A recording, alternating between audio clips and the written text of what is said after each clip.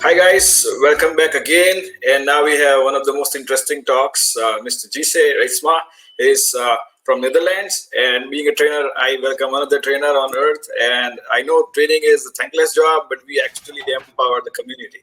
And by doing so, he has got 3 times Magento Master Award. He is the guy who yesterday only he wrote that he's not preferring one of the technology, but he's loving all of them. So basically, he's an e-commerce guy, a domain expert, and technology agnostic person. Make sure you learn most from him. Jisse, over to you. Yeah, so Fatsal, thank you for the introduction.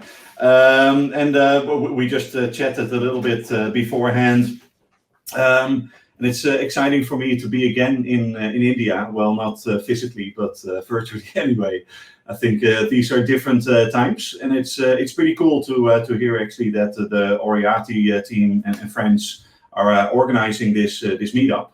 And as Fatsal already introduced, I see myself as platform agnostic. I'm a trainer, I'm a developer. I simply love dealing with technology. But I'm less opinionated, or I try to be less opinionated about whatever actually goes on.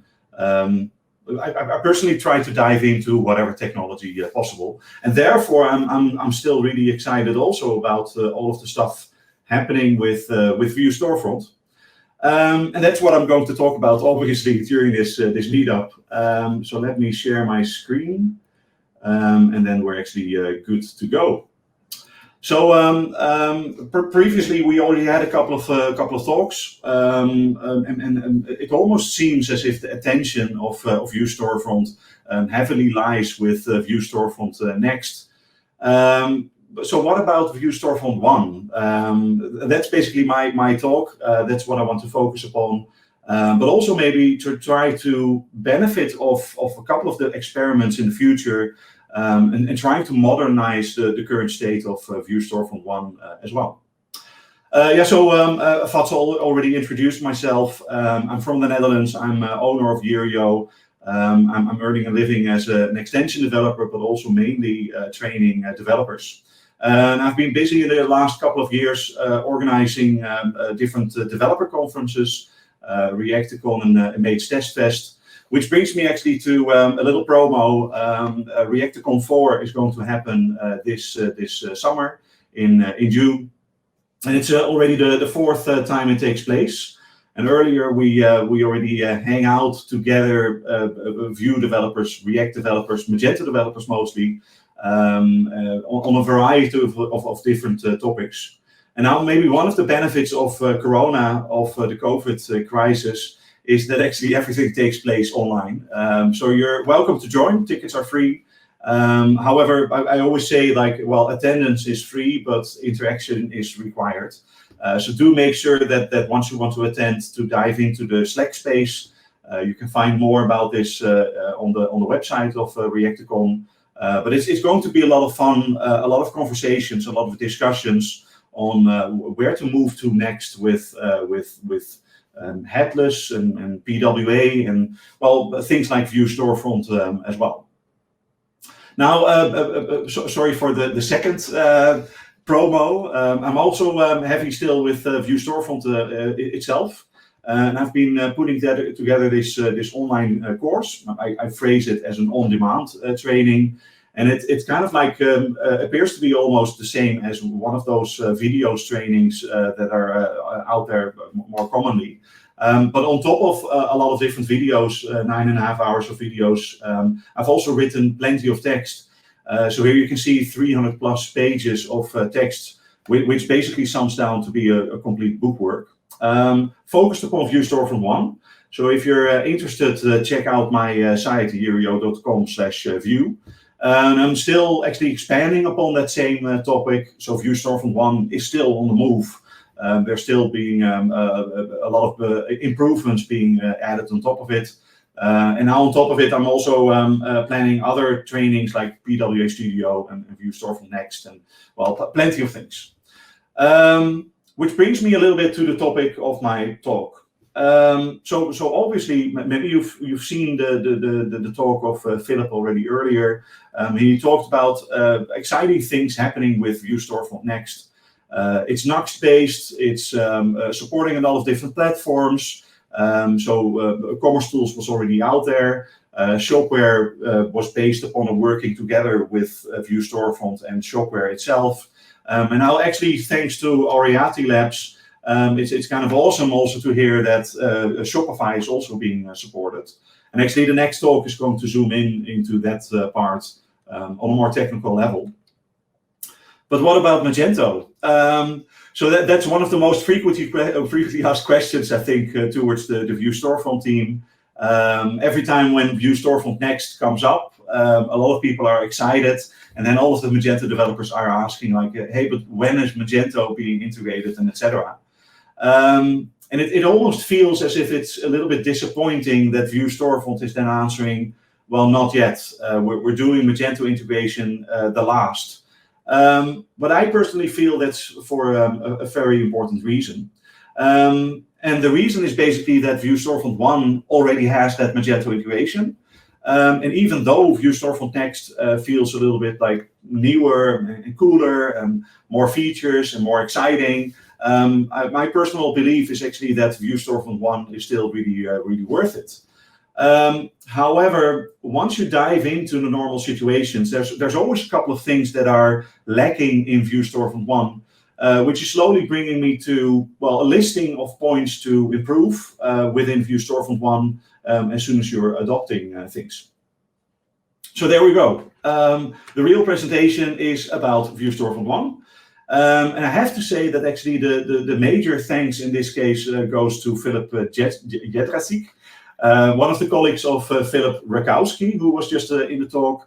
And he's one of the main maintainers of Vue Storefront 1 currently, and he's really dedicated into improving a lot of different things, and I'll come back to that part in a bit later. So thanks to Philip. And basically, thanks to Philip, Vue Storefront 1 is not dead yet, but it's quite alive. So what I'm going to do is I'm going to dive into a couple of topics just to show you what you could do to modernize Vue Storefront 1. And one of the things I think that you need to take note of is that Capybara is out there. It has been already out there for quite some time. It's basically a replacement of the default theme. And while I try to be honest in a lot of different things, so also in this case, once I started to read through the code of the default theme, I was not really that happy. So there's a lot of things going on there in the default theme that simply grew into existence, that were written by some developers just to get the thing working. But it was not really extensible. It was not really written in a lean, clean way. And that's basically bringing me to the point of Capybara, because Capybara is. However, once you start diving into the Capybara code, it might be, again, a little bit disappointing because there's not a lot of code in there. I don't know about the lines of code, but the default theme is definitely bigger in lines of code than Capybara. And that basically brings in, well, this other aspect of Storefront UI.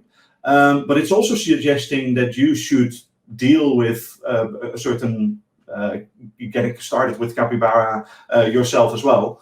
So one of the things I'm going to mention in a later slide is do not copy an entire theme, even though it's the default instruction of Vue Storefront, because there's a smarter way of actually extending upon Capybara, for instance. There's a mechanism of parent and child theming, even though it's not part of the default Vue Storefront 1 stack yet. I don't know about the future, but currently it's not. But that doesn't mean that we can't use something like parent and child theming. But I'll keep this one for a bit later. I was already talking about Storefront UI. And I personally think actually that the success of Vue Storefront 1 currently, but also Vue Storefront Next, is partially due to the Storefront UI library. It's a set of ready-made UI components, a button, a card, product view, and etc. And the cool part is basically here that Vue Storefront Next is based upon the same components as is the Capybara theme. And this is always something that you need to sink in, because one of the other questions I often get is, well, Vue Storefront 1 is only compatible with Magento currently. Vue Storefront Next will be compatible with Magento. So what if you currently build a site with Vue Storefront 1, how to migrate that site to Vue Storefront Next? And the proper answer is you can't. There's no migration path. The architecture between 1 and Next is totally different, so it doesn't make sense to actually ask for a migration.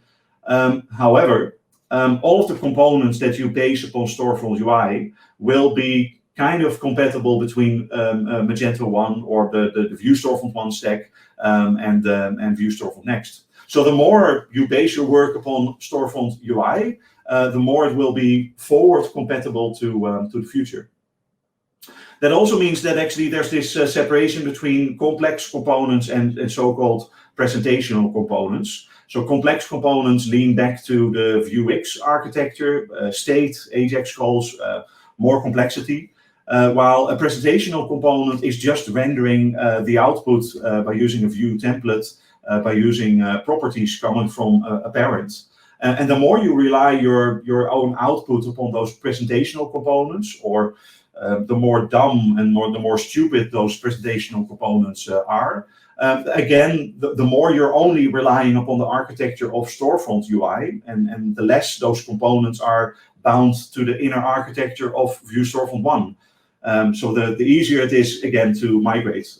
So hopefully I'm making a strong point here.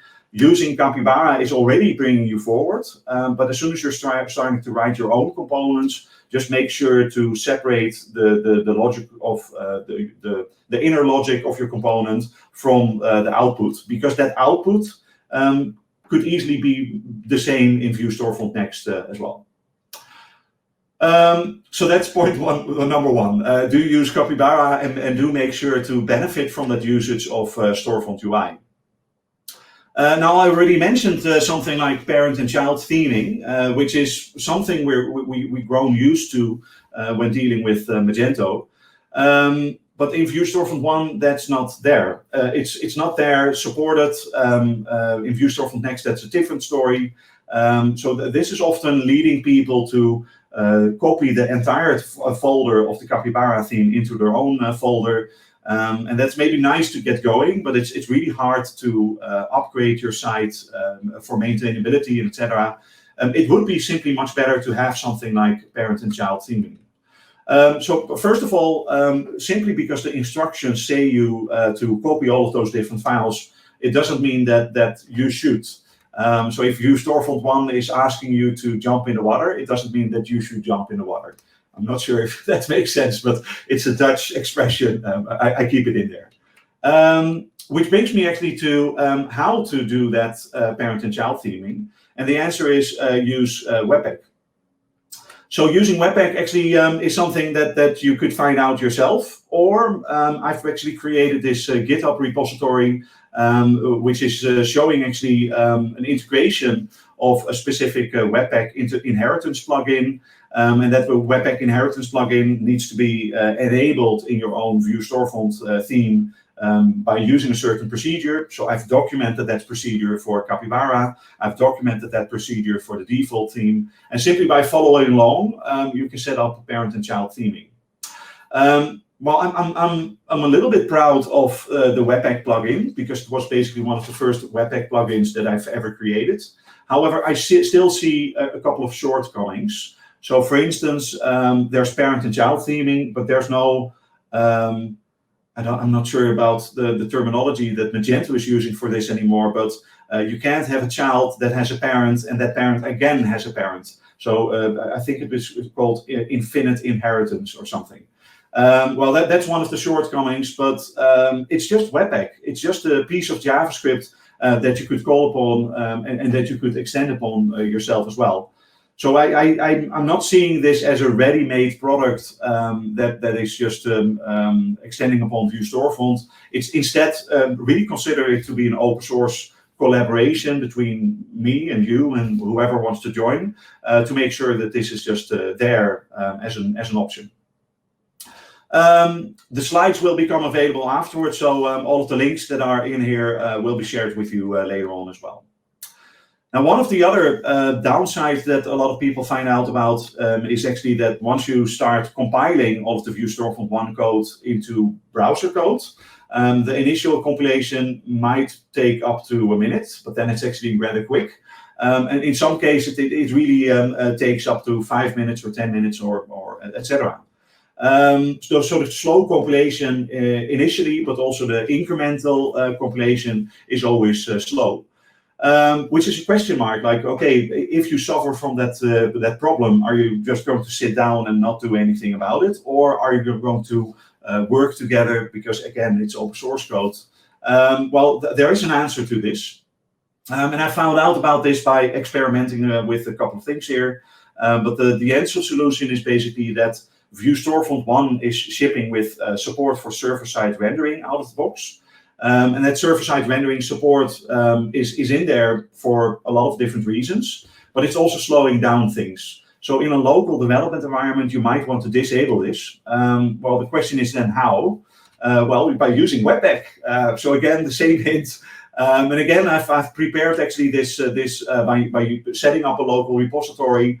Again, that link is available to you guys afterwards. But by following along in that matter, again, you can use Webpack to compile all of the Vue code locally, but without server-side rendering. And once you're actually breaking out of that developer workflow and you've done completing the theme, then you can always swap back to the normal mode of compilation, including server-side rendering. And that's basically how you go into the deployment of things as well.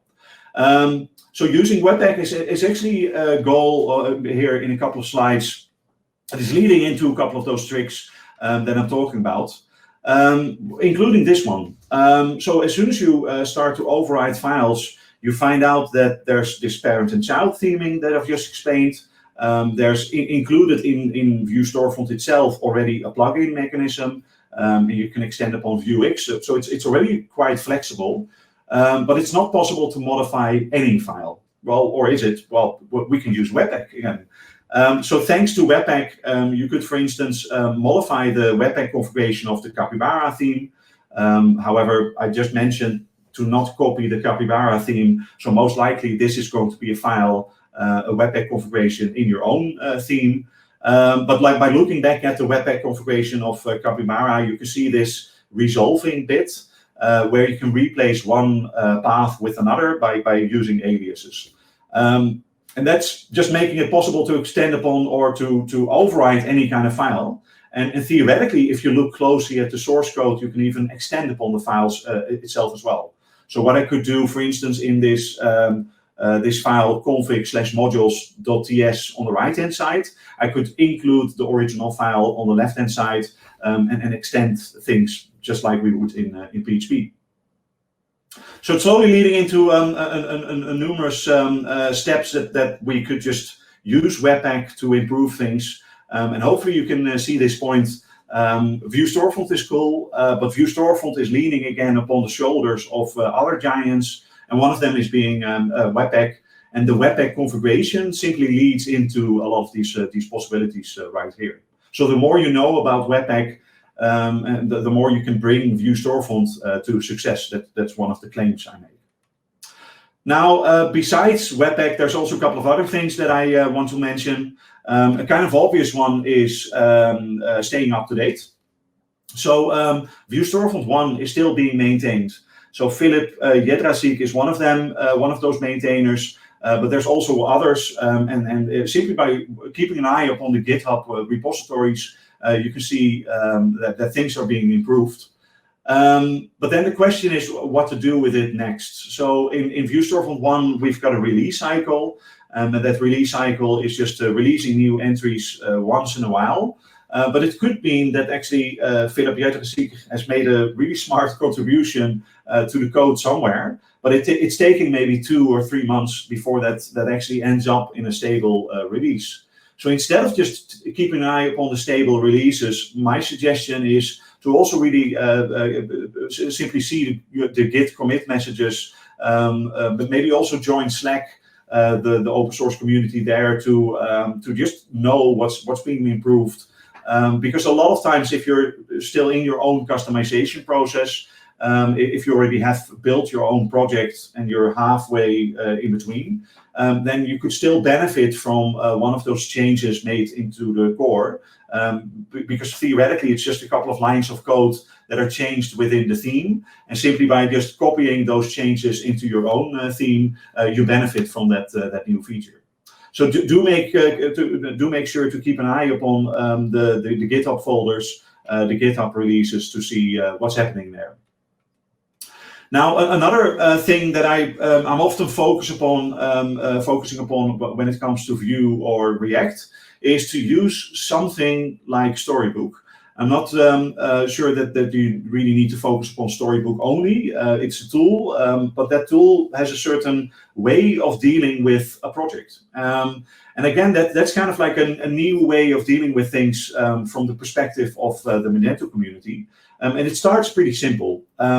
Instead of grabbing a theme and starting to modify that theme, and then going back to the customer and asking that customer whether it's to that customer likings or not, it's starting in a different way. It's assuming that there's a graphical design, and that graphical design needs to be turned into a web design. But before actually turning that into a full-blown Vue Storefront site, you're simply going to build components. In this case, Vue components, and those Vue components could fit into a simple Vue app. So theoretically, even based upon Vue 3, but it's just a simple app with static components, presentational components without any dynamic behavior, just to show basically the look and feel of all of those different components. Within that, if you're going to build something like Capybara, you also want to have the Storefront UI library as a dependency, and then slowly you're going to converse about that style tile or mood board, or, well, there's plenty of different names to talk about it, with the customer, just to guarantee that the graphical part, the visual part of the app is always staying the same. And once actually those Vue components are starting to grow, the suggestion is to move it into the Storybook configuration.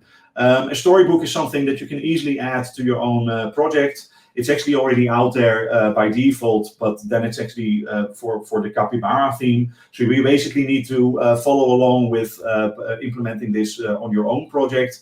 But the benefit is basically that we're not going to argue about the look and feel, the visual output of all of those components anymore. So once the customer says like, okay, this is the visual output, then you basically know that the presentational part of the project is done. And that the only part that you still need to work upon is the logical part, the functional part. So that's hopefully making sense. Do use Storybook. It's out there for the cool kids. It might be part of the Vue Storefront Next stack, but it's simply something that I would recommend you to get started with Vue Storefront 1 as well.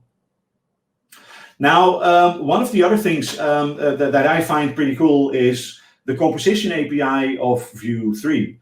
Now, Vue Storefront Next is not even based upon Vue 3 yet, but a lot of work is being done now to allow for this. But Vue Storefront 1 is definitely not based upon Vue 3, and that's not going to happen either. So it's based upon Vue 2, and one of the huge benefits, or one of the differences between Vue 2 and Vue 3 is that suddenly with Vue 3 we have this composition API. However, that doesn't mean that we can't use the composition API in Vue 2. And because the composition API is there available for Vue 2, we can also use it in Vue Storefront 1. And that's, again, one way to modernize your own Vue Storefront application. You could add your own functions, and those functions are actually referred to as composables for logic like local state, Vuex bindings. So I consider this actually one of the main ingredients to make sure that your components are separating logic from the presentational. The presentation is basically just a Vue template based upon the Storefront UI library, while on the other hand, the functions are taking care of the logic, and that's basically following along with that composition API. Now, adding that doesn't mean that you can just simply introduce Vue Storefront Next behavior in Vue Storefront 1, so that there's a huge gap. There's a lot of functions in Vue Storefront Next that are way cool, but that's impossible to add to Vue Storefront 1. The architecture is too different. But anyway, by playing around with the composition API, slowly things are moving into the right direction. And again, it's for me kind of like proof that you could just introduce new functionality into Vue Storefront 1 without actually an issue. Now, I could go on and on and on. You can see that this listing is kind of long, but there's still a couple of other things that I wanted to mention. One of the things is basically that I've been repeating, separate the logic from the presentation. The more you do that, the easier it is to upgrade things, the easier it is to maintain things, and the easier it would also be to migrate to Vue Storefront Next. But also realize that actually if you do that separation, then the presentational part of that app is just nothing more than HTML and CSS. And we're often focused upon using Storefront UI or using Bootstrap or using something else, but there's basically so many different CSS frameworks out there. And I personally would say that the implementation of the CSS is kind of like a simple job. It's not a simple job regarding time, because it's going to take a lot of time, but it's not difficult to write HTML or CSS. So theoretically, Tailwind, Material UI, there's plenty of CSS frameworks to use in combination with Vue Storefront itself as well. Now, in an earlier presentation, Philip also mentioned the GraphQL behavior. And he mentioned a couple of things about the compilation, or not the compilation time, the JavaScript bundling size, that actually with an upcoming feature in Vue Storefront Next, that size is going to be reduced dramatically. Well, that same kind of discussion could be held with Vue Storefront 1 as well. However, by default, Vue Storefront 1 has this ability to make a REST call to Elasticsearch. So from within the Vue application, there's this little AJAX call sent to Elasticsearch to retrieve data, products, categories, etc. And then actually Elasticsearch is being fed again as a database by Magento. And theoretically, what you could do is you could disable all of that. So for this, you need to look into the configuration and look for a thing called the query builder, but that query builder is pointing to Elasticsearch by default, and you could swap it to become or to use the GraphQL bindings instead. Well, as Philip mentioned, there's a couple of downsides. So one of the downsides is basically that Elasticsearch is maybe faster than GraphQL. I say maybe because, well, there's always optimization going on there. But another downside, as Philip pointed out, is that the bundle size in the browser might go up, because then actually Apollo client and a lot of other things regarding GraphQL are loaded into the JavaScript area of the browser. While with Elasticsearch, it's just really, really small. So I'm saying this also as a tryout. It's experimental, but it again proves maybe the flexibility of Vue Storefront 1. There's more to Vue Storefront 1 that is coming just out of the box by default. That's one of the main points I wanted to make. Another thing, and I have to admit that I don't necessarily know like when this thing is being completed. But another thing is that the Vue Storefront 1 API is slowly being phased out in favor of this new thing called the Storefront API. So the naming is almost similar, but they dropped the Vue part, because we're not talking about Vue, but we're actually talking about a middleware layer written in Node.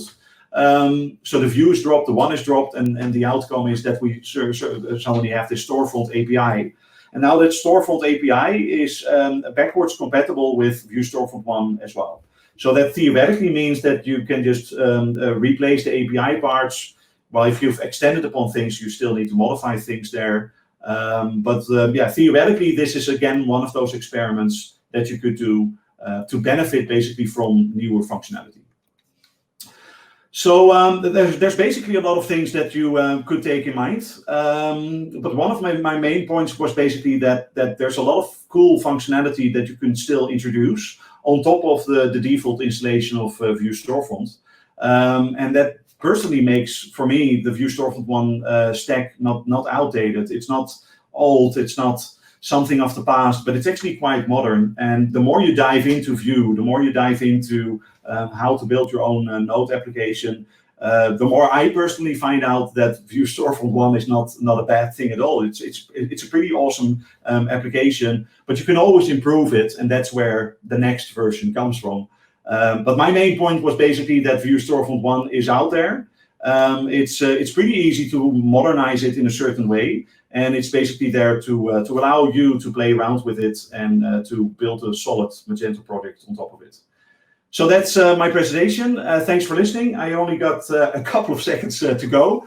Not enough to answer any questions that you might have. But later on, I'm heading over to the networking session, or sorry, not the networking, but the sessions. And within the sessions, you can chat with me if you have any questions there. So thanks for listening, and I hope to see you back soon. Yeah, thank you, Jisse, for a wonderful session. Have a great time. Thank you. Bye-bye.